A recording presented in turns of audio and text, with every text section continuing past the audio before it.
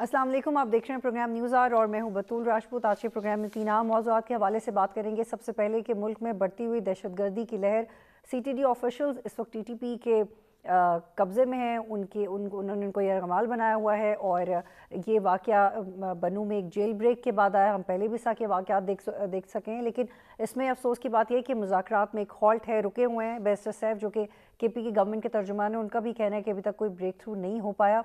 ये बहुत तशवीश की बात है कि टीटीपी आए दिन बड़े बड़े मुतालबात कर रही है। हमारी तैयारी क्या है? नेशनल एक्शन प्लान जिस पे 2016 में अमल दरामद हुआ था, उस पर काम होना शुरू हुआ था, वो नेक्टा किधर है, क्या तैयारी है?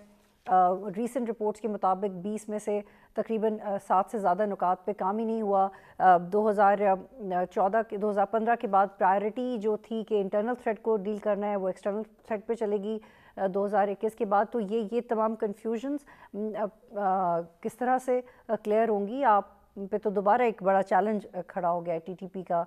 और इस हवाले से भी बात करेंगे कि अब परवेज़ इलाही सब क्या करना चाह रहे हैं। एक तरफ वो ये कह रहे हैं कि आप एहसान फरामोश न बने, वो किसी बड़ी गेम का हिस्सा है, वो इस्टेब्लिशमेंट के इशारे का वेट कर रहे हैं जैसे हम पहले भी कई दफ़ा कह चुके हैं, या वो किसी गारंटी का वेट कर रहे हैं कि अगली दफ़ा वज़ारत आला उनके बेटे को मिले। इस पर भी बात करेंगे। और फुटबॉल के वर्ल्ड कप के बारे में बात करेंगे कि मेसी की टीम ने 36 साल के बाद अपने मुल्क के नाम ये वर्ल्ड कप करवाया और सबसे बड़ी जीत मुस्लिम वर्ल्ड के लिए थी मेरे मुताबिक, कि कतर में, जहाँ पे बहुत सारे फिंगर पॉइंट हो रहा था कि ये मुस्लिम वर्ल्ड में करवाना सिक्योर नहीं है या नहीं करवाना चाहिए, वो इतनी बड़ी एक्सरसाइज कर नहीं पाएंगे, लेकिन बड़ा प्रोफेशनली कतर नहीं किया। और एक बहुत आम सवाल उठाएंगे कि हमने बहुत से इंडियन सेलिब्रिटीज़ को देखा फीफा वर्ल्ड कप में, पाकिस्तान की सेलिब्रिटीज़ भी हो सकती तो ये एक बड़ा मौका था जिसमें हमने इंडिया की कामयाब डिप्लोमेसी देखी, जिसमें अक्सर पाकिस्तान लैग कर जाता है। इस पर भी तफसील से बात करेंगे। बहुत शुक्रिया निज़ाम सालार ज़ई साहब, आप मुझे प्रोग्राम में ज्वाइन कर रहे हैं। खुरासान डायरी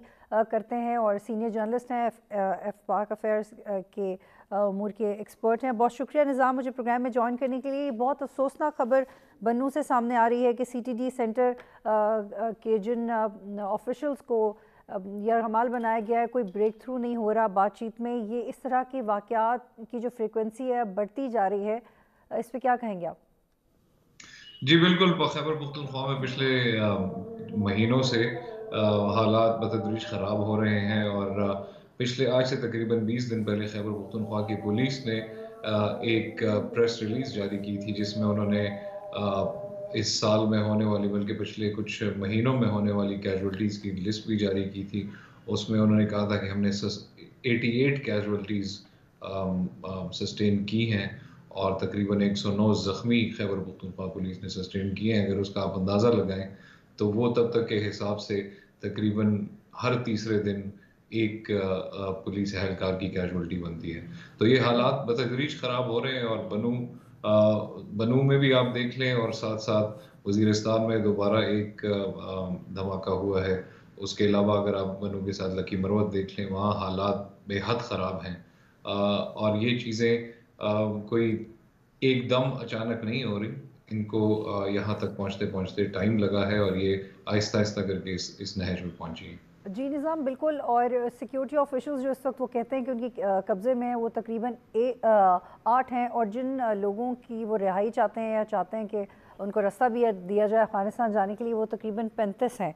तो ये बताइएगा कि ये, अब इसको एक्सप्लेन कीजिएगा कि ये कॉन्फिडेंस ऐसे बड़े बड़े मुतालबात करने का, पहले मुज़ाकरात से पहले कि आप इंज़माम ख़त्म कर दें दूसरे इलाकों का केपीके के साथ, और फिर सीज़ फायर को भी खुद से ख़त्म करने का ऐलान करना, और अब इस तरह के बड़े बड़े मुतालबात करना, तो ये कॉन्फिडेंस बढ़ता जा रहा है टीटीपी का।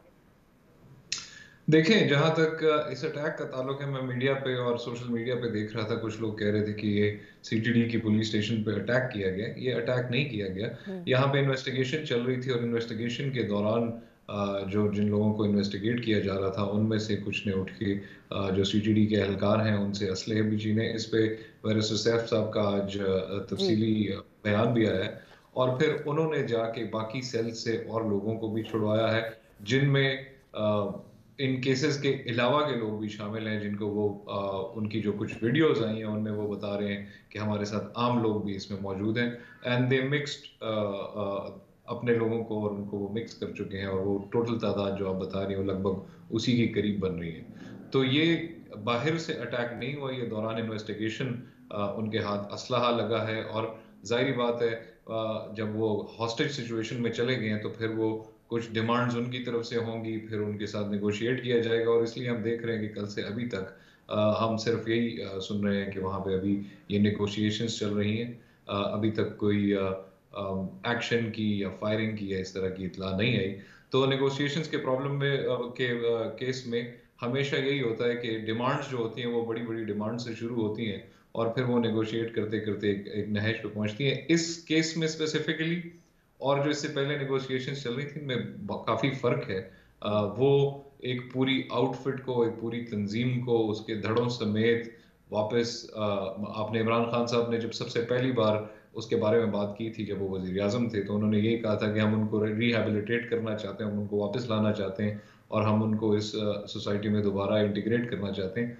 उस प्रोसेस में और इस प्रोसेस में काफी ज्यादा फर्क है, क्योंकि ये एक लॉ एंड ऑर्डर की सिचुएशन है। यहाँ पे पुलिस वाले भी यरगमाल हैं और साथ उनके आम लोग भी यरगमाल हैं।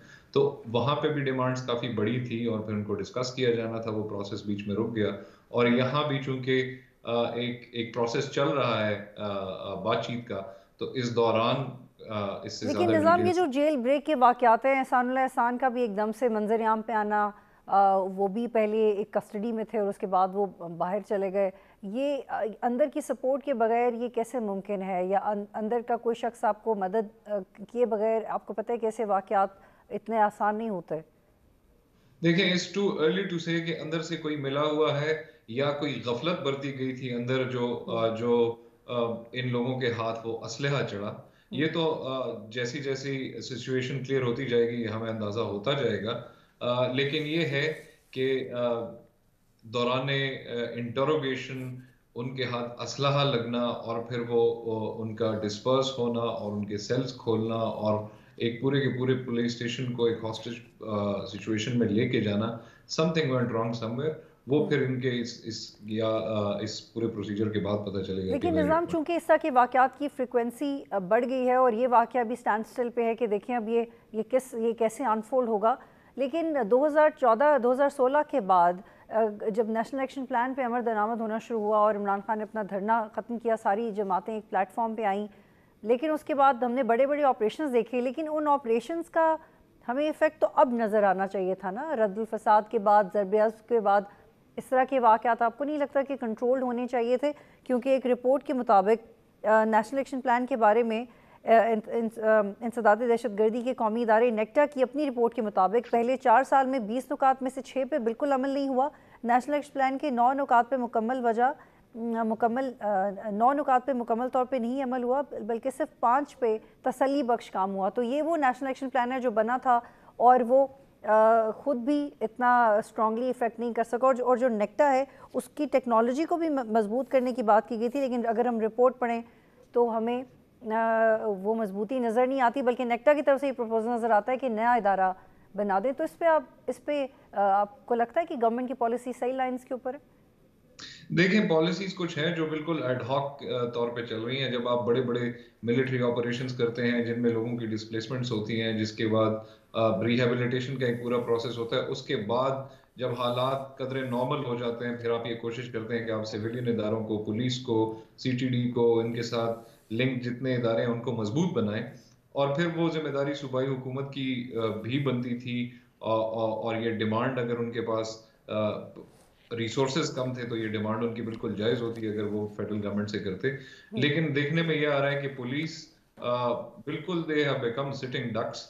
चाहे आप पेशावर में देख लें, चाहे आप मर्दान में देख लें, चाहे आप ट्राइबल एरियाज के किसी भी डिस्ट्रिक्ट को उठा के देख लें, चाहे आप बनू में देख लें, डीआई खान में देख लें, लकी मरवत में देख लें, कोहाट में देख लें, पुलिस रोजाना की बुनियाद पे टारगेट हो रहे हैं। और पुलिस रोजाना की बुनियाद पे उनकी शहादतें भी हो रही हैं, उनके जख्मी भी हो रहे हैं, और उनके अलावा सिक्योरिटी फोर्सेस के बाकी कॉन्वॉयज पे अटैक्स हो रहे हैं, सब कुछ हो रहा है। ये एक बड़ी परेशान कुन सूरत हाल है, स्पेशली जब आप कहते हैं कि इतने बड़े बड़े ऑपरेशंस हुए, उनके बाद ये चीजें सामने इस तरह से नहीं आनी चाहिए थी। लेकिन पॉलिसीज में एक तो तवालत नहीं होती, पॉलिसीज कंटिन्यू नहीं होती। नेशनल एक्शन प्लान अगर आप देखें पिछले 2-3 साल में, अगर आप उठा के देख लें, तो ना उस पर कभी डिबेट हुई है, ना उस पर बात हुई है। जिस तरीके से शुरू में इम्प्लीमेंट किया गया था, जितना एम्फोसिस दिया जाता था वो बिल्कुल ही एक डेड किस्म का एक प्लान बन गया।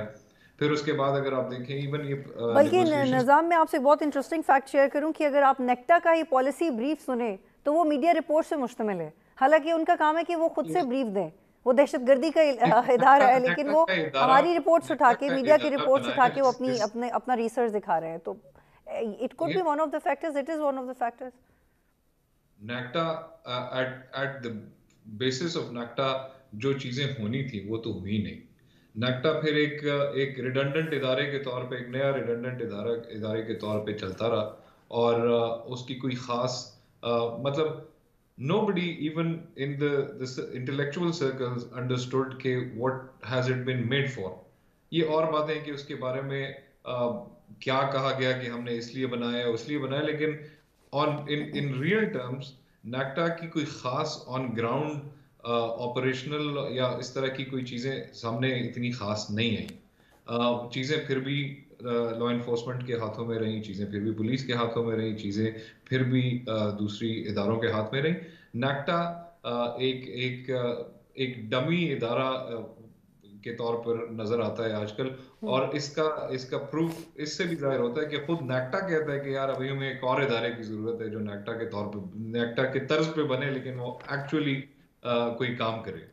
तो जी, उसके और अलावा जो अगर आप माहिरीन है देखें सिक्योरिटी के, वो ये कहते हैं कि नेक्टा जिस नए इदारे की बात कर रहे हैं वो सिर्फ 5 से 10 बंदे वो कर सकते हैं, क्योंकि वो सिर्फ डेटा प्रोसेसेस का काम है। उसके लिए आपको नए सेक्रेटरीट बनाने की ज़रूरत नहीं है। तो पता नहीं एक बेसिक अंडरस्टैंडिंग क्यों नहीं हो पा रही। देखिए, पाकिस्तान में मसला ये है कि आपने छोटी सी छोटी चीज भी करनी हो, आप उसके लिए पूरी की पूरी अथॉरिटी बना देते हैं, एक लंबा चौड़ा ब्यूरोक्रेटिक प्रोसीजर फॉलो किया जाता है। हालांकि हालात ऐसे हैं कि दिन ब दिन आपको रोजाना की बुनियाद पे कुछ ना कुछ करके इनको कंट्रोल करना पड़ेगा। अगर ये आग फैल गई जैसे माजी में थी, फिर इसको कंट्रोल करना नेक्स्ट टू इम्पॉसिबल हो जाएगा। फिर अगर आप फिर आपको हो सकता है डाउन द लाइन आपको निज़ाम, फिर आपको कोई याद होगा अगर आपने इंग्लिश लिटरेचर में वो चैप्टर पढ़ा है, why boys fail in college, अगर आप if you can recall that chapter, तो उसमें उसका कॉन्सेप्ट ये है कि आप बहुत तैयारी करते हैं लेकिन इवेंचुअली आप तैयारी नहीं कर रहे होते। आप वो माहौल बना रहे होते हैं कि आप अच्छा परफॉर्म करेंगे। तो आपकी इस रेफरेंस से I think that's why NACTA is failing.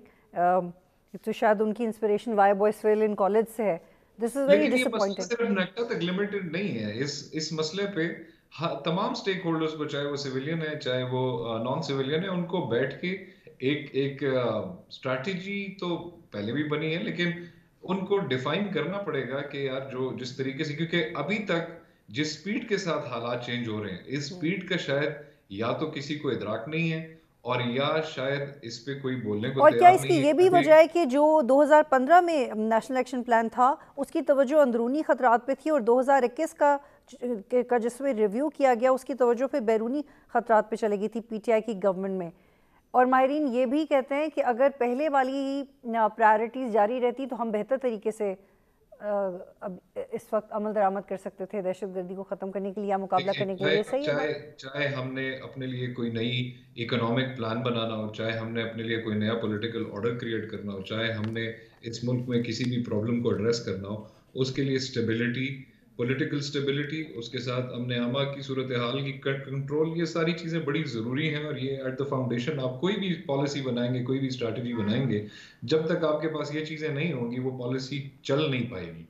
तो ये एक एक एक ऐसी चीज नहीं है जो ट्राइबल एरियाज के एक डिस्ट्रिक्ट से शुरू हुई थी और केपी में नहीं जाएगी, और केपी में चल रही है तो वो आगे जाके पंजाब तक नहीं पहुंचेगी। ऐसी चीजों का स्नोबॉल इफेक्ट होता है। वो जब एक बार रोल ऑन करना शुरू करते हैं तो फिर वो अपने साथ और मास गेन करना शुरू करते हैं और वो फिर इससे बढ़ते जाते हैं और आखिर में वो लेकिन काफी बड़ी। निज़ाम, जब तक सियासी और मजहबी जमातें इस पे अपना रोल प्ले नहीं करती, जो कि हमने देखा है टाइम्स प्ले किया गया है और रीसेंट पास्ट में तो नहीं किया गया, इसीलिए हमने देखा कि किस तरह से एक छोटा इंतहा पसंद ग्रुप कितने ज़्यादा वोट्स ले लेता है और बाद में आप उसको बैन करते हैं, अनबैन करते हैं, लेकिन इलेक्शन कमीशन में उसका स्टेटस बहुत अनक्लियर होता है। क्या ये भी वजह है कि मदरसों में इस्लाहात की बात की गई थी लेकिन वो आपको प्रैक्टिकली नज़र नहीं आता? फिर सियासी और मजहबी जमातों के जो बाहमी इख्तलाफात हैं वो भी इसकी बहुत बड़ी वजह है कि क्या आप पॉलिसी मेकिंग तो तब करेंगे ना जब आप एक नेशनल नैरेटिव बिल्डिंग करेंगे, जो कि आपने कहा था नेशनल एक्शन प्लान बनाते वक्त कि मीडिया तमाम इदारे मिलकर हमारा एक ही पॉइंट ऑफ व्यू होगा। लेकिन वो उसमें, और ये इनफैक्ट मुझे देखिए याद है कि जब हमने, I am sorry to cut you, मुझे याद है कि जब वो आया था उसका पूरा उसकी तफसील, तो उसके पहले ही सफ़र में ये था कि पहले 6 माह में ही आपको एक नैरेटिव बिल्डिंग नज़र आएगी, लेकिन वो शायद अब तो 6 साल गुजर गए, अब तक नहीं आपको नज़र आएगी। देखिए, नैरेटिव का जहां तक सवाल है तो पिछले कई साल से मुल्क का नैरेटिव जो है वो अनफॉर्चुनेटली मीडिया की तोपों का रुख, ब्रॉडकास्ट का, प्रिंट का, सोशल मीडिया का, जितनी भी जगहों पे डिबेट्स होती हैं उन सब का रुख जो है वो सियासत की तरफ मोड़ लिया गया था, ब्लेम गेम्स की तरफ मोड़ लिया गया था। आप ये कर रहे हैं, मैं वो कर रहा हूँ, मैं ये कर रहा हूँ तो आप वो कर रहे हैं, फलाना चोर है तो फलाना चोर नहीं है, और मैं ठीक हूँ तो दूसरा गलत है। हमारी सारा का सारा फोकस वो सियासत में जोड़ तोड़, सियासत में पार्टीबाजी, सियासत की नाराबाजी और उन चीज़ों के ऊपर फोकस हो गया, और हमारी जितनी जो नैरेटिव बिल्डिंग के टूल्स हैं वो सारे टूल्स जो हैं वो पॉलिटिकल कामों में लग गए। और अनफॉर्चुनेटली इस टाइम हम एक पॉलिटिकली ऐसे पॉइंट पे खड़े हैं कि जिसमें शायद इलेक्शंस हों या ना हों, कब हो रहे हैं कब नहीं हो रहे, 1 महीने बाद हो रहे हैं, 6 महीने बाद हो रहे हैं, लेकिन हम उस पॉइंट पे खड़े हैं जिसमें हम ये फोर्सी कर रहे हैं कि अब एक नई गवर्नमेंट आएगी और नई मैंडेट के साथ आएगी, तब ही इन चीजों को वो सीरियस लेगी, क्योंकि इस टाइम उनको अपने इलेक्शंस की पड़ी हुई है, उनको दोबारा कैंपेनिंग की और पड़ी निज़ाम, हुई। एक और मैं आपसे फैक्टर शेयर करना लेकिन चाह रही हूँ, लेकिन एक लेकिन रिपोर्ट के मुताबिक। लेकिन ये चीज बहुत जरूरी है कि अगर आप जनरल इलेक्शन की तरफ जाते हैं और कैंपेनिंग में जाते हैं और उसमें हजारों लाखों की तादाद में लोग निकलते हैं और लॉ एंड ऑर्डर की सिचुएशन ये होती है, तो this could turn out to be a very big disaster. जी, एक रिपोर्ट के मुताबिक दहशतगर्दों को फौजी अदालतों के अलावा मुल्क की किसी अदालत ने सज़ा नहीं सुनाई। पेशावर हाई कोर्ट ने फौजी अदालतों से मौत की सज़ा पाने वाले 60 से ज़्यादा मुलजमान को सज़ाओं पर अमल दरामद नहीं होने दिया। तो ये जो एक जुडिशल चेंज की ज़रूरत है, ये क्यों नहीं आ पा रहा? जब भी किसी बड़े दहशतगर्द को सज़ा देनी है तो हमें फ़ौजी अदालतों की ज़रूरत पड़ जाती है। ये हमांगी क्यों नहीं है दोनों तरह की अदालतों में कि दहशतगर्दों की ट्रीटमेंट कैसे होना चाहिए? देखिए, मैंने आपको पहले कहा, इस अभी तक जितनी पॉलिसीज बनी है, जितनी चीजें हुई हैं, वो एडहॉक बेसिस पे हुई हैं। आप 2 साल के लिए या 3 साल के लिए मिलिट्री कोर्ट्स लगा लें, लेकिन अगर आपने एक टाइम फ्रेम दिया हुआ है उन मिलिट्री कोर्ट्स को कि 2 या 3 साल तक ये चलेंगी, फिर जब वो खत्म हो जाएंगी तो ऑब्वियसली उनमें जितनी केसेस थे उनकी अपीलें जो है वो नॉर्मल कोर्ट्स में लगेंगी। फिर नॉर्मल कोर्ट्स अपने लीगल प्रोसीजर में जाएगा तो उसमें फिर वो एविडेंस बेस्ड और वो चीजें चलेंगी। उसमें अगर आपके पास एविडेंस इतना नहीं है या admissible according to the law नहीं है, तो फिर उसमें वो प्रॉब्लम बनेगी कि आप किसी को इंडाइट नहीं कर सकेंगे। ये सारी चीजें हैं इस मुल्क में। जब से अंग्रेज गया है, अंग्रेज जो कुछ छोड़ के गया है, चाहे वो आइन की सूरत में हो, ताजीरात हिंद और पाकिस्तान की कुछ बेसिक ट्वीकिंग करके इसको इस्लामी जमहूरिया के अकॉर्डिंगली तो कर लिया गया है, लेकिन आप क्रिमिनल प्रोसीजर कोड देख लें, सिविल प्रोसीजर कोड देख लें, वो इंडिया और पाकिस्तान का कुछ खास डिफरेंट नहीं है, और वो अंग्रेज का छोड़ा हुआ है। ब्यूरोक्रेटिक सिस्टम देख लें, वो अंग्रेज का छोड़ा हुआ है, और हमने अनफॉर्चुनेटली 70 साल में उसमें कोई खास तब्दीलियां नहीं की।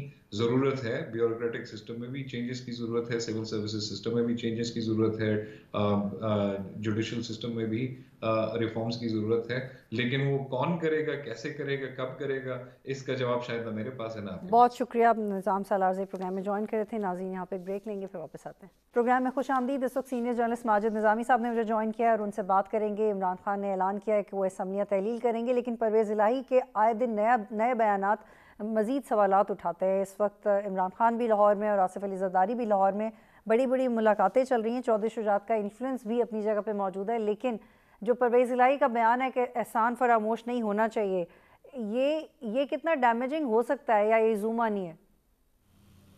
जी, बहुत शुक्रिया। इसमें मैं ये समझता हूँ कि हमें एक चीज़ जो इस सारी डिस्कशन से पहले मद्देनज़र रखनी चाहिए, वो ये है कि अगर इमरान खान साहब को थोड़ा सा भी अंदाज़ा होता कि अप्रैल और मई के अंदर पंजाब की वजारत आला 1 महीने से ज़्यादा चलेगी, तो वो कभी भी मुस्लिम लीग काफ को ये ऑफर ना देते। उनका ये ख्याल था कि मेरे खिलाफ अदम एतमाद कामयाब हो गई है, मैं घर चला जाऊंगा। इसी तरह फिर पंजाब में भी अदम एतमाद कामयाब हो जाएगी, तो उतनी देर के लिए चौधरी परवेज इलाही को अगर वज़ीर आला बनाया भी जाए तो काबिल कबूल है। अगर उन्हें थोड़ा सा भी ये अंदाजा होता कि ये मामला थोड़ा सा लंबा चल सकता है, तो शायद वो ये फैसला ना करते। दूसरी बात जो जहन में रखने की जरूरत है वो ये है कि ये एक हंगामी बुनियादों पे किया गया फैसला था। इमरान खान साहब को मजबूरी में ये फैसला करना पड़ा। तो इन दो बातों को अगर हम ज़हन में रखें तो हमें पंजाब की सियासी सूरत हाल को समझने में ज़रा आसानी होती है। और अभी चौधरी परवेज लाई का मौक़िफ़ उनके माजी की तमाम जो हिस्ट्री है उससे मुताबिकत रखता है। उनका ये ख्याल आज से पहले भी था और आज भी है कि इस्टेब्लिशमेंट के हवाले से इमरान खान को थोड़ा सा मौक़िफ़ बदलना चाहिए और इसका वो गाहे गाहे इजहार भी करते रहते हैं। अभी इशू ये है कि चूंकि तहरीक इंसाफ वजारत आला मुस्लिम लीग काफ को दे चुकी है, तो बहरहाल कहीं ना कहीं उनके लिए ये मुश्किल है, क्योंकि जो फैसला कुन सरगर्मी है वो चौधरी परवेज लाई की तरफ से ही दिखाई जानी है। तो अभी ये कशीदगी तो मौजूद है और मैं नहीं समझता कि इमरान खान साहब अभी इस हवाले से कोई मौक़िफ़ रखते हैं कि वो जनरल बाजवा को थोड़ा कम तनकीद का निशाना बनाएंगे। तो इसलिए जनरल बाजवा और इस्टेब्लिशमेंट के हवाले से मुस्लिम लीग काफ और तहरीक इंसाफ के अंदर बहरहाल कुछ ना कुछ खिटपिट बरकरार रहेगी। लेकिन माजिद, हमने पहले देखा कि जब नवाज शरीफ ने इस्टेब्लिशमेंट पे तनकीद की तो उनको उनका फ़ायदा हुआ, वो किसी भी तरह हुआ लेकिन वो हुआ। लेकिन इमरान खान, ये बड़ा रिवायती सवाल मैं आपसे कर रही हूँ, लेकिन इस बार में बात हो रही है कि जो नैरेटिव इमरान खान ने बनाया एंटी एस्टेब्लिशमेंट, उससे पीछे हट जाएंगे या थोड़े वक्त में उनको इसका फ़ायदा मिलेगा? जी, मैं ये समझता हूँ कि इमरान खान साहब की यही कोशिश है कि वो अपनी इस हाइप को या इस अपनी अवामी मकबूलियत को इलेक्शन के अंदर, बैलेट बॉक्स के अंदर ट्रांसफर कर लें, और इसीलिए ये असम्बलियों की तहलील करने की कोशिश, इसके साथ साथ लॉन्ग मार्च, धरने, जलसे, ये सिर्फ इसीलिए है कि वो ये चाह रहे हैं कि एंटी इस्टेब्लिशमेंट स्टैंस की वजह से उन्हें जो अवामी हमायत मिली है उसको वो किसी ना किसी तरीके से इलेक्शन में कन्वर्ट कर लें। और अगर वो ये कर लेंगे तो उससे उनको फायदा ये होगा कि उनके अगले 5 साल जो है वो हुकूमत में आने के बड़े रोशन चांस है। लेकिन उसमें बहरहाल ये इशू है कि इस्टेब्लिशमेंट की मुखालफत में किस हद तक जाना चाहिए और क्या पार्टी के रहनुमा भी अपने लीडर के इस मौकफ के साथ हैं, या कहीं ऐसा तो नहीं होगा कि जिस तरह बानी मुत्तहिदा अल्ताफ हुसैन के हवाले से हुआ कि उनका मौकफ एक तरफ रह गया और नीचे से सारी की सारी पार्टी जो है वो दूसरी तरफ चली गई। तो इस तरह के खतरात भी सियासी जमातों को होते हैं। मियां नवाज शरीफ की जो मिसाल आपने दी उसमें एक चीज देखने की जरूरत है कि वो अपने मौकफ के साथ साथ इस चीज पे भी जोर देते रहे कि उनके जो छोटे भाई हैं वो इस मौकफ की बदौलत अपने राब्ते बहाल करते रहे, और उस एंटी स्टैब्लिशमेंट मौकफ का फायदा उनके छोटे भाई शहबाज शरीफ ने उठाया और बहरहाल 2 से 3 साल के अंदर हालात ऐसे बन गए कि उनके पास इक्तदार आ गया। तो ये इसको मेरा ख्याल है एंटी स्टैब्लिशमेंट मूव को भी बड़ा ध्यान से लेके चलना पड़ता है। लेकिन इमरान खान के पास इमरान खान की मूव्स को डिफ्यूज करने के लिए कोई नहीं है। नवाज शरीफ के पास अगर शहबाज शरीफ थे तो इमरान खान के पास कौन है? जी, मेरा ये ख्याल है कि इमरान खान साहब के पास भी कुछ ऐसे लीडर्स तो हैं, लेकिन वो जाहिर बात है इमरान खान के पाए के नहीं है। उसमें शाह महमूद कुरैशी हैं, असद उमर है, परवेज खटक हैं। तो ये वो ऐसे लोग हैं जो इदारों को साथ लेके चलना चाहते हैं। लेकिन ऐसा लगता है कि फिलहाल सियासी जमात के अंदर इमरान खान साहब की जो सोच है वो हावी है और इनको काम करने का मौका नहीं मिल रहा, इसलिए मामला डेडलॉक की तरफ जा रहे हैं। और जो कमेटियां बनी हैं बातचीत की, क्योंकि आरिफ अलवी तो कहते हैं कि असम्बलियों में वापस आ जाएं, इमरान खान असम्बलियों में फौरन वापस जाना नहीं चाहते। जी, वो उसका एक इजहार इस तरीके से होगा कि जब तहरीक इंसाफ के अरकान कौमी असम्बली में जाएंगे और वो ये कहेंगे या मुतालबा करेंगे कि हमारे इस्तीफों को मंजूर किया जाए, तो वो बहरहाल असम्बली के अंदर तो उनका जाना होगा। तो वो कहीं ना कहीं ये चाहते हैं कि उस इस्तीफे की मंजूरी का जो अमल है वो भी कहीं ना कहीं को डिले हो जाए और उसके बाद उसी डिले के अंदर ये लोग किसी तरह प्रोसेस का हिस्सा बन जाए। और अगर परवेज इलाही इसको, इसी सिचुएशन को अगर पंजाब में इम्प्लीमेंट करें माजिद, लेट्स अज्यूम कि अगर परवेज इलाही असम्बली नहीं तोड़ते तो फिर क्या पीटीआई के अरकान रिजाइन करेंगे? तो फिर परवेज इलाही मुश्किल में फंस सकते हैं या वो फिर भी वज़ीर आला रहेंगे जब तक? उसमें 2 सूरतें हैं। उसमें एक सूरत यह है कि तहरीक इंसाफ की जानिब से बगावत हो जाए चौधरी परवेज इलाही के खिलाफ, जिसका इम्कान खासा कम नजर आता है। और अगर तहरीक इंसाफ और मुस्लिम लीग काफ के अंदर कोई इख्तलाफात होते हैं तो मैं ये समझता हूँ कि पीडीएम पंजाब असम्बली को सहारा देगी। वो ये नहीं चाहेंगे कि इमरान खान की जानिब से जो असम्बली तहलील करने का ऐलान है वो अमली तौर पर भी किया जाए। वो कहीं ना कहीं चौधरी परवेज इलाही को मुखालफत के बावजूद भी कुछ ना कुछ ऐसा सहारा देंगे कि जिससे असम्बली सस्टेन कर जाए। और अगर तो तहरीक इंसाफ की जानिब से ऐसा इकदाम किया जाता है, जो कि बहुत मेरा ख्याल है नामुमकिनात में से एक है, लेकिन अगर ऐसा होता है तो फिर भी उनके चौधरी परवेज इलाही के जाने के कोई इतने ज्यादा चांसेस नजर नहीं आ रहे। लेकिन माजिद रिपोर्टेडली फिलहाल परवेज इलाही से कोई बात नहीं कर रहा ताकि उनकी अहमियत ना बढ़ जाए जैसे नहीं, पहले ये बढ़ आपकी गई बात थी। दुरुस्त है। उसकी वजह ये है कि पीडीएम को बहरहाल 4-6 महीने पहले का एक गुस्सा भी है और उन्हें वो नाराजगी भी है कि चौधरी परवेज इलाही हमारी तरफ आ रहे थे और एकदम वो जो दूसरी तरफ चले गए, तो इसलिए वो चौधरी परवेज इलाही को कोई फेवर नहीं देना चाहेंगे।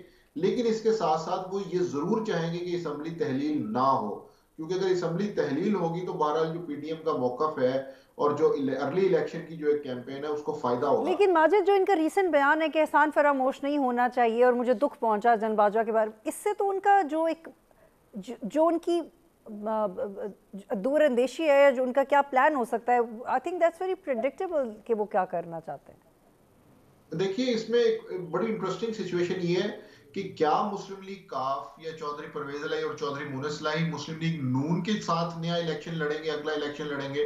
तो मेरा ये ख्याल है कि अभी तक ऐसा कोई मामला नजर नहीं आ रहा। इसलिए वो चाहते ये हैं कि अपने मौकफ पे कायम रहने के साथ साथ थोड़ी सी तहरीक इंसाफ से बार्गेनिंग कर लें। लेकिन और लेकिन मुझे इसलिए अब क्या वो बार्गेनिंग पोजीशन में है? जी बिल्कुल है, उनका चीफ मिनिस्टर है इस टाइम। इसके अलावा वो इससे बड़ी बार्गेनिंग पोजीशन क्या हो सकती है कि 10 एमपीएस के साथ उनका चीफ मिनिस्टर है इस टाइम और और जब भी कोई 180 अंडर एस्टिमेट एमपीएस करता वाली है इन 10 मुस्लिम सीटों लीग को तो वो एक तहरीक नई इंसाफ। सियासी ट्रिक के साथ सामने आते हैं। लेकिन मुझे माजिद ये बताइएगा कि मुझ में ये आपसे जानना चाह रही हूँ कि क्या पीएमएलक्यू के पास क्या नई डील ऑफर हो सकती है उन्हें इस दफ़ा?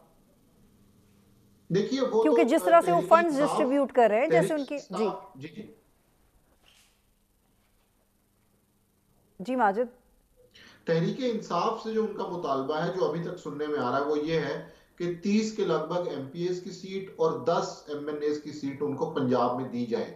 तो ये 40 का जो 40 का नंबर है, ये इंतखाबी इत्तेहाद के तौर पे सामने आ रहा है। इसके साथ साथ वो ये चाहते हैं कि अगली मर्तबा वज़ीर आला भी उनका हो। लेकिन मेरा ये ख्याल है कि ये जो दूसरी शर्त है ये सिर्फ बार्गेनिंग के लिए है, क्योंकि अगर दूसरी शर्त माने बगैर उन्हें ये 40 सीटें तहरीक इंसाफ की तरफ से मिल जाती हैं, तो मैं ये समझता हूँ कि तहरीक इंसाफ के लिए मुस्लिम लीग काफ के लिए ये घाटे का सौदा नहीं होगा।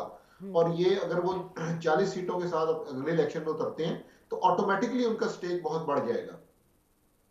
और बाकी जमातें क्या ऑफर कर सकती हैं परवेज इलाही को, या करना चाहेंगी? या मुस्लिम लीग नून की जानिब से ही उनको जो ऑफर हो सकती है वो भी इलेक्शन अलायंस की है, लेकिन उसका इम्कान कम है, क्योंकि एक तो तहरीक इंसाफ की मकबूलियत की वजह से मुस्लिम लीग काफ उस साइड पे नहीं जाना चाहेगी, और दूसरा ये है कि मुस्लिम लीग नून के हर हलके के अंदर मजबूत इंतखाबी उम्मीदवार हैं, उनके धड़े हैं और कई सालों से उनकी ग्रुपिंग्स हैं। तो वहां पे मुस्लिम लीग काफ को एडजस्ट करना ज्यादा मुश्किल होगा बनिस्बत इसके कि तहरीक इंसाफ मुस्लिम लीग काफ को एडजस्ट कर ले। तो वो उसकी जो लाइकलीहुड है वो तहरीक इंसाफ के साथ ज्यादा बनती नजर आ रही है। अच्छा माजिद, ये जो सवाल है ये थोड़ा सिचुएशनल की तरह का है और उसको एक्सप्लेन कीजिएगा आप। मुझे बताइएगा कि जो पॉलिटिकल कैरेक्टर है परवेज़ इलाही का, इससे पहले भी रहा रीसेंट पास्ट में, what is the driving force behind it establishment के अलावा? What runs his brain? What makes him confuse everybody all the time? How does he do that and why does he do it?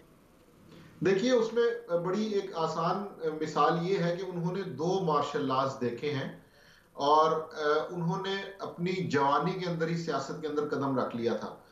Hamza Shahbaz, मुनिस इलाही, मरियम नवाज, बिलावल ये इसलिए मुख्तलिफ हैं कि इनके वालदैन का साया इनके ऊपर है और इसलिए कहीं ना कहीं इनके वालदैन इनकी सरपरस्ती करते हैं। लेकिन चौधरी परवेज इलाही और चौधरी शुजात के हवाले से जो मुनफरिद चीज है वो ये है कि चूंकि चौधरी ज़फरुल इलाही का कत्ल हो गया था और उसके बाद ये सियासत में आए, तो इन्होंने अपनी जवानी से ही सारी चीजों को खुद डील किया और 2 मार्शल लॉ इन्होंने देखे और मुस्लिम लीग नून जैसी जो बड़ी पार्टी थी 2/3 मेजोरिटी की, उसके अंदर इनके पास अहम पोजीशंस रही। तो इनका जो सियासी तजर्बा है वो इस लिहाज से ज्यादा है। और आप ये समझते हैं कि वो करेंगे जो एस्टेब्लिशमेंट को सूट करता है? देखिए, पहले दिन से मुस्लिम लीग काफ का और चौधरी बरादरान का ऐसा कोई मौकफ नहीं सामने आया जिसमें उनका एस्टेब्लिशमेंट से इख्तलाफ हो। तो इसलिए ये कहना कि उनका मौकफ एस्टेब्लिशमेंट को सूट करता है या ये कहना कि एस्टेब्लिशमेंट का मौकफ उनको सूट करता है, दोनों में कोई फर्क नहीं है। दोनों नजरियाती तौर पे किसी जरूरत की वजह से नहीं, अपने नजरियात की वजह से एक दूसरे के साथ हैं। और पिछले 40 साल के अंदर इसके अंदर अभी तक कोई ऐसी रखना या इख्तलाफ देखने में नहीं आया। तो हम ये आसानी से कह सकते हैं कि आइंदा भी चौधरी और बिरादरान की सियासत उसी सिमत में ही होगी जिस सिमत में इस्टेब्लिशमेंट चाहती है। अच्छा माजिद, आप जुमे को क्या देख रहे हैं सिनेरियो?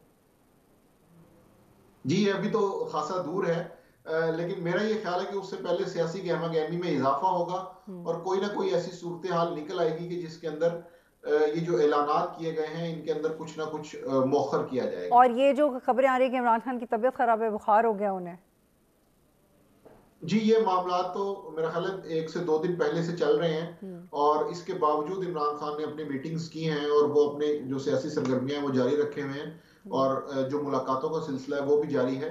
सो मेरा ये ख्याल है कि इस बुनियाद पे कोई उनकी सियासी सरगर्मियां मुअत्तल नहीं होंगी, क्योंकि अभी तक के स्केजुअल में उनकी जो मामूल की सरगर्मियां हैं वो जारी हैं।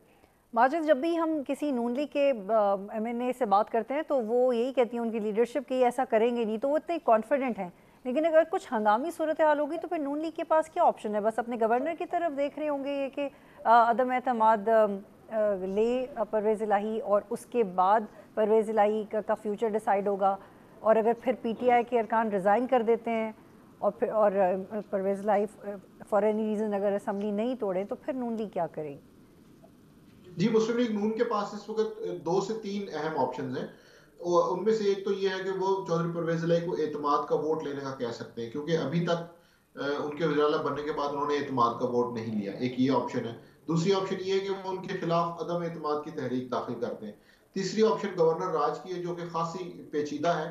सो इसलिए इन 3 ऑप्शंस में कहीं ना कहीं वो खेल सकते हैं। इसके अलावा एक और ऑप्शन ये है कि अगर असम्बली तहलील होती है या इसके ऊपर कोई कानूनी मसला होता है तो PTM की तरफ से कुछ लोग अदालत में चले जाएं, क्योंकि पहले भी पंजाब असम्बली के कई मामलात में अदालत से रहनुमाई ली गई है।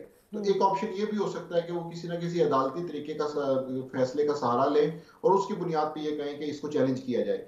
तो 3 उनके पास सियासी ऑप्शंस हैं और एक उनके पास अदालती ऑप्शन है।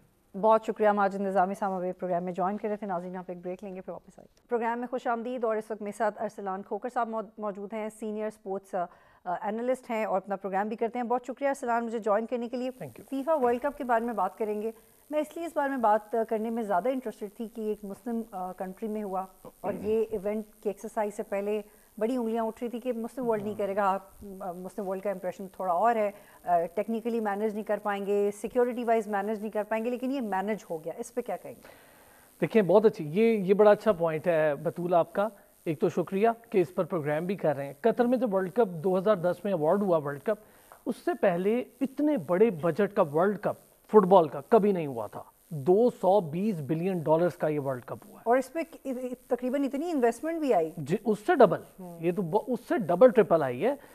उन्होंने कमाल का काम ये किया कि जब इस पर एतराज़ात उठते रहे, हर मीटिंग में एतराज़ उठता रहा कि जी अब वहाँ पर गर्मी है, उन्होंने कहा कोई इशू नहीं है, हम पूरा सिक्योर्ड कंट्रोल्ड एटमॉस्फेयर आपको देंगे, एनवायरनमेंट बना के देंगे। उन्होंने पूरा स्टेडियम ऐसे मतलब इसको आर्किटेक्चरली अगर मैं कहूँ तो स्टेट ऑफ द आर्ट था। और उनका जो एक स्टेडियम है जो 974 के नाम से पॉपुलर हुआ है, जिसमें 974 के करीब कंटेनर्स लगाए गए हैं और अब वो कंटेनर्स खुलेंगे और गरीब ममालिक में वहाँ दे दिए जाएंगे जहाँ पर लोगों के पास घर नहीं है।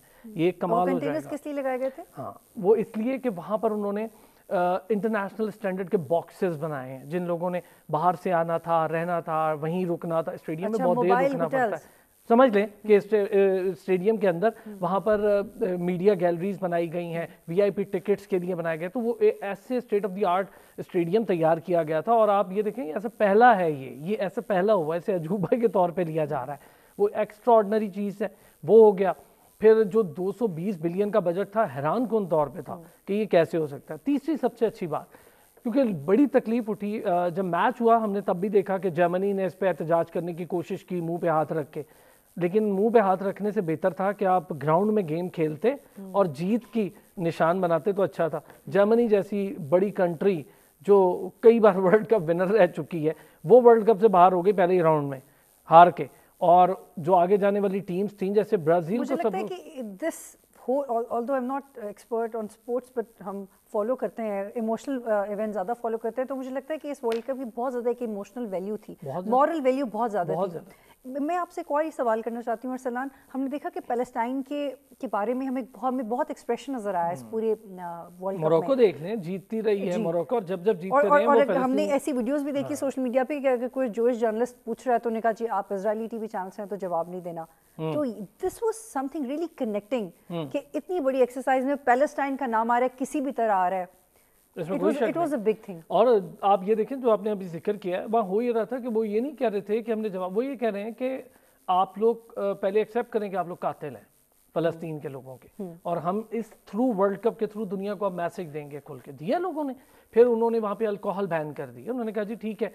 सबसे अच्छी चीज़ हुई, कई लोगों को बड़ी तकलीफ उठी कि जो अल्कोहल बैन कर दी, उस पर ये ज़बरदस्त जुमला था मेरा ख्याल है कतर इंतज़ामिया का।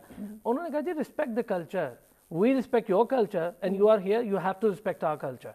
तो ये इससे बड़ी कोई चीज, वहाँ पे कई फैंस और जिस तरीके से इस पूरे वर्ल्ड कप की शुरुआत हुई थी, वो जो एक आयत पड़ी गई थी, बहुत अच्छी ओपनिंग सेरेमनी कमाल की थी। मुझे लगता है कि इस पूरी एक्सरसाइज ने मुस्लिम वर्ल्ड में एक नया कॉन्फिडेंस जगाया। That's why I am talking about Morgan Freeman के साथ वो जो बच्चे ने पूरा एक डायलॉग हुआ है, उसके अंदर वो उससे पूछता है कि ऐसा क्यों वैसे, वो हर चीज का जवाब देता है। आपने बड़ी अच्छी बात की, बिल्कुल डिफरेंट एस्पेक्ट था। ओपनिंग किसी भी सेरेमनी का लोगों ने बड़ा पसंद किया दुनिया भर में।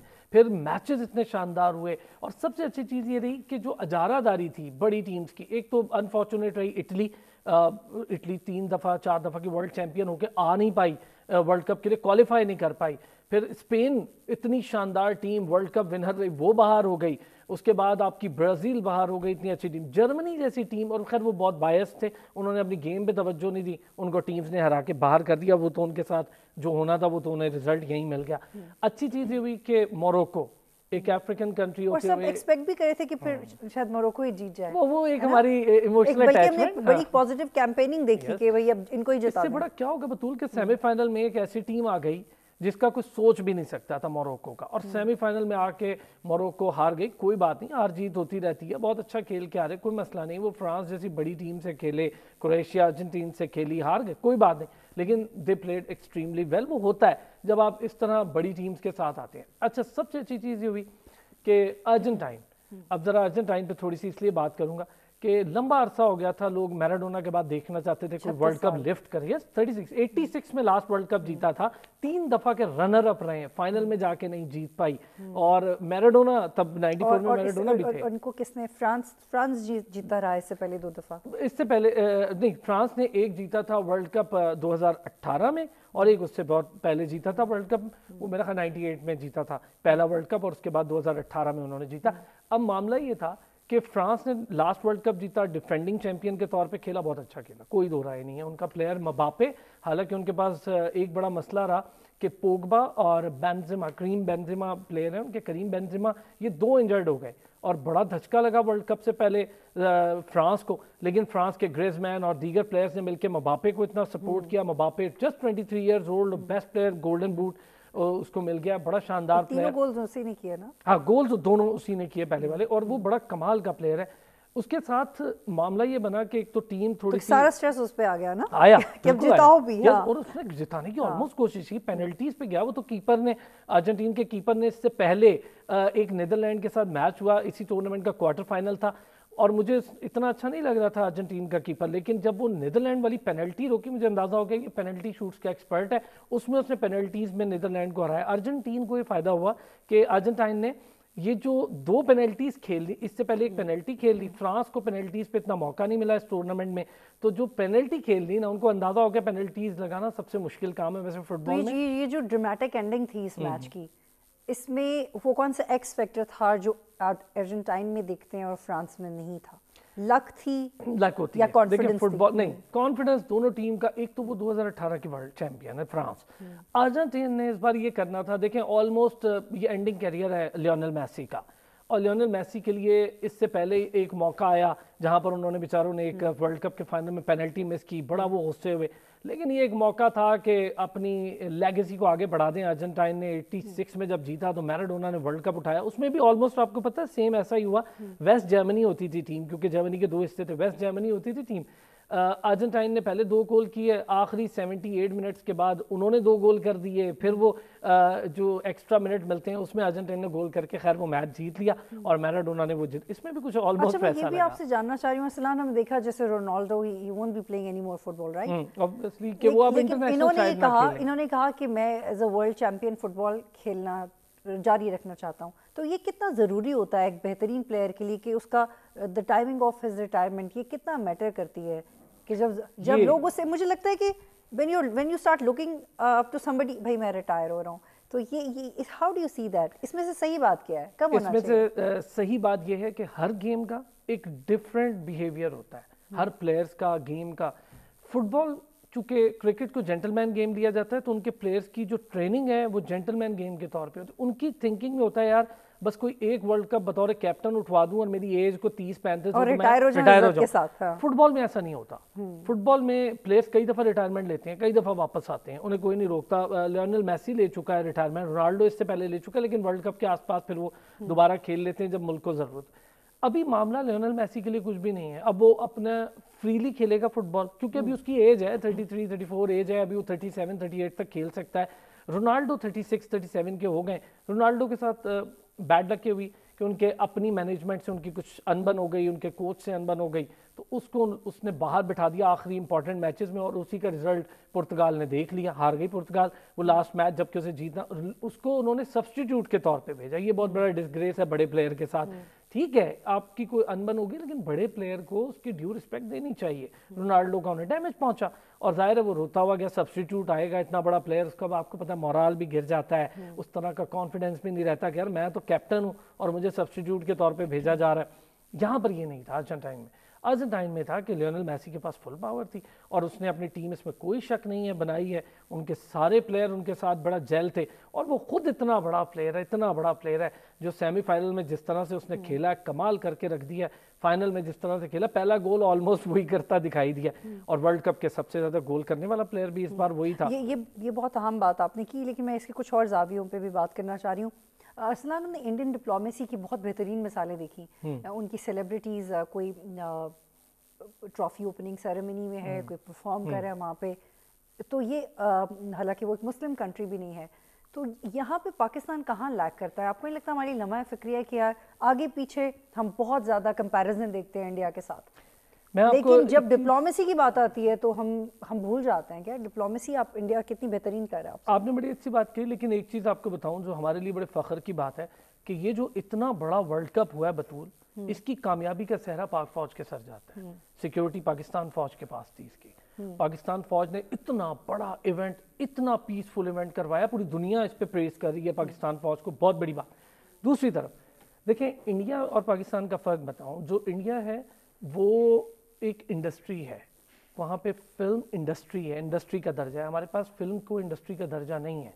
जो शोबिज़ है वो इंडस्ट्री का दर्जा, कहते हैं फिल्म इंडस्ट्री, लेकिन इंडस्ट्री का दर्जा नहीं। हम इसलिए इनकी प्रमोशन नहीं कर पाते, इनके अपने प्रमोटर्स कर लें तो कर लें, गवर्नमेंट लेवल पे उस तरह से प्रमोशन नहीं हो पाती कि हम अपने आर्टिस्ट को वहाँ पर इंडिया में ऐसा है। इंडिया वो एक इंडस्ट्री का दर्जा, गवर्नमेंट ऑन करती है उसको, वहाँ से टैक्स लेते हैं, ऑन करते हैं उस सारी चीज़ को, वो अपने जितने स्टार्स हैं उनको इन कराते हैं। लेकिन दीपिका पादुकोण तो खैर एक बात आपको बताऊं, दीपिका पादुकोण जो है वो तो डर के गई हैं क्योंकि उनकी मूवी के ऊपर वहाँ पे बैन लग रहा था पठान, उनके पीछे वो एक्सट्रीमिस्ट हिंदू पड़ गए थे, तो वो तंग आके इतना तंग किया उन्हें कि वो कतर के लिए उन्होंने शुक्र अदा किया कि मेरा तो कतर वाला पहले से मामला था तो मैं तो जाऊँ वहाँ पे, खुद भी कह कर गई है वही बात। बिल्कुल। मुझे एक और सवाल आपसे पूछना है कि जब हम पाकिस्तान में फुटबॉल के मुस्तकबिल की बात करते हैं तो वो किधर? पाकिस्तान में एक तो बैन है फुटबॉल, हमारी जो फेडरेशन है PFF football, Pakistan football federation ban है। 2016 से ये मामला चला आ रहा है, इनकी आपस की लड़ाइयाँ ख़त्म नहीं होती, यहाँ पे ग्रुप्स हैं, बैन है। एक नॉर्मलाइजेशन कमेटी बना दी है, अब उसके जो हेड कर रहे हैं वो हारून मलिक साहब हैं। उन्हें पिछले साल करवाने थे इलेक्शन, नहीं हुए, इस साल भी नहीं हुए इलेक्शन। अब उन्हें इलेक्शन करवाने का मैंडेट है लेकिन वो कुछ और मुख्तलिफ कामों में लग गए हैं, वो भी यहाँ आके अपनी पॉलिटिक्स पे लग गए हैं। उन्हें अब इलेक्शन करवाना है। असल में फीफा ने मैंडेट दिया है कि उन्हें इलेक्शन करवाएं। फीफा का बजट रुका हुआ है, कोई तकरीबन पाकिस्तानी रुपीज़ में अच्छा खासा बड़ा बजट होता है, 1 से 1.5 अरब रुपए से ज़्यादा का बजट होता है 4 साल का, वो भी रुका हुआ है कि जब तक इलेक्शन नहीं होंगे बॉडीज़ अपनी। क्योंकि जब हम देखते हैं कि ब्राज़ील नहीं हिला रही है तो व्हाई नॉट पाकिस्तान? और आपको बताऊं लियारी के बहुत बड़े बड़े प्लेयर्स रहे हैं, बहुत बड़े बड़े, करीम बलोच बहुत बड़ा प्लेयर और बहुत बड़े प्लेयर्स रहे हैं। तो अभी आप देख रहे हैं कि आने वाले वक्त में ये बजट रिलीज हो, तो आप देख रहे हैं बजट रिलीज हो जाएगा। लेकिन मैं आपको फिर बता दूं, ये जो यहाँ पे ग्रुप एग्जिस्ट करते हैं ना जी, इस वक्त 2-3 बड़े ग्रुप, अशफाक शाह ग्रुप और दीगर ग्रुप, ये जो एग्जिस्ट करते हैं, ये ग्रुप फुटबॉल की बेसिकली अगर कुछ करना चाहते तो आज से पहले ही हो जाता। और आपने कुछ स्ट्रीट चिल्ड्रन के साथ प्रोग्राम भी जी किया है? मैंने बिल्कुल किया था। स्ट्रीट चिल्ड्रन जैसे जीत के आए थे तो मजे की बात है कि वो एयरपोर्ट से मेरे पास आए थे, पूरी की पूरी टीम जीत कर आई थी। और हमारे उससे पहले वो रनर अप रहे थे तब भी आए थे, तो वो जीत कर आए थे। उन बच्चों का टैलेंट देख के मैं, वो भी कतर में हुआ था street children football world cup, इस वर्ल्ड कप से पहले हुआ था, वो जीत कर आए, उनका मैंने टैलेंट देखा, उनकी गेम देखी, उन बच्चों की, उनका डिफेंस लाइन, फॉरवर्ड, बड़े इंटरनेशनल स्टैंडर्ड के बच्चे ट्रेनिंग करके अच्छा खेल के हैं। लेकिन मसला ये है कि अब उनकी सरपरस्ती कौन करे? पाकिस्तान फुटबॉल फेडरेशन नहीं कर पाती, वो कहते हैं जी हम बैन है। इधर हुकूमत नहीं कर पाती, हुकूमत कहती है हमने दे दिया है जी सारा कुछ, अब तो फीफा के हाथ में है। फीफा इनसे इसलिए नाराज़ है कि इन्होंने फुटबॉल को 1947 में फाउंड होने वाली बॉडी है जी, पाकिस्तान बना, फुटबॉल की बॉडी फाउंड हो गई, तब से अब तक पाकिस्तान का एक बार क्वालिफाइंग राउंड नहीं खेलने गई पाकिस्तान की टीम। और पाकिस्तान का फुटबॉल, आपका फुटबॉल इंटरनेशनल वर्ल्ड कप में हर जगह दिखाई देता है। बिल्कुल, बहुत शुक्रिया अरसलान, प्रोग्राम में ज्वाइन करे थे। नाज़रीन, प्रोग्राम देखने का शुक्रिया। अल्लाह हाफ़िज़।